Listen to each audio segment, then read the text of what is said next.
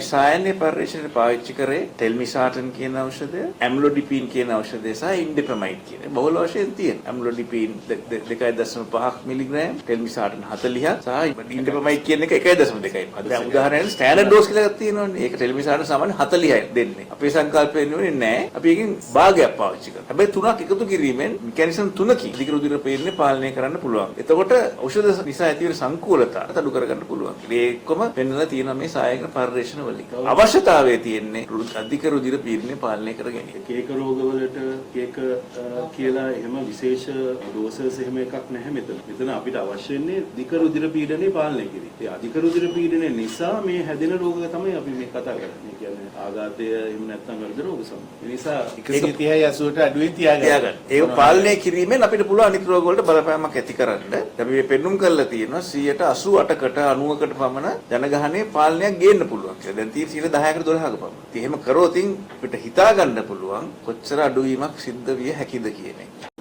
ලෝකයේ වැඩිපුරම මරණයට හේතු වෙන්නේ අධික රුධිර පීඩනය. ප්‍රතිශතයක් ගත්තොත් සියලු මරණ වලින් 15% පමණ වෙන්නේ අධික රුධිර පීඩනය. ප්‍රශ්නේ තියෙන්නේ අධික රුධිර පීඩනය පාලනය කර ගැනීමේ අපහසුතාවය පිළිබඳ. ලංකාවේ ගත්තොත් අපි 37කට පමණ අධික රුධිර පීඩනය තියෙනවා. සුලභ වශයෙන් පාවිච්චි වෙන සහ වැඩි වියදමක් නොවන ඖෂධ චාල වශයෙන් ලෝකේ හැමතැනම තියෙනවා. නමුත් යම්කිසි හේතුවක් නිසා ලෝකේම ගත්තොත් 140කට අඩු ප්‍රමාණයක් තමයි ඖෂධ ලබා ගත්තත් අර බ්ලඩ් ප්‍රෙෂර් ටාගට් එක ලබා ගන්න. ඒක ලොකු ප්‍රශ්නයක්. ඒක වෙනුවෙන් අපේ අධ්‍යයනය තමයි සුලභ වශයෙන් පාවිච්චි වෙන ඖෂධ 3ක් එකතු කරලා එකක් හැටියට ප්‍රතිකාර සඳහා ඉදිරිපත් කිරීම. ඒ අධ්‍යයනය පටන් ගත්තා 2016 ඉඳන්. ඉස්සලම එක් කරේ ලංකාවේ විතරයි. තාපත් ධනාත්මක ප්‍රතිචාරයක් ලැබුණා. කලින් කිව්වා පරිදි 6යි 7යි කොළඹදී සම්මන්ත්‍රණයක් අපි පවත්වනවා. මේ කාරණා පිළිබඳ කතා කරන්න.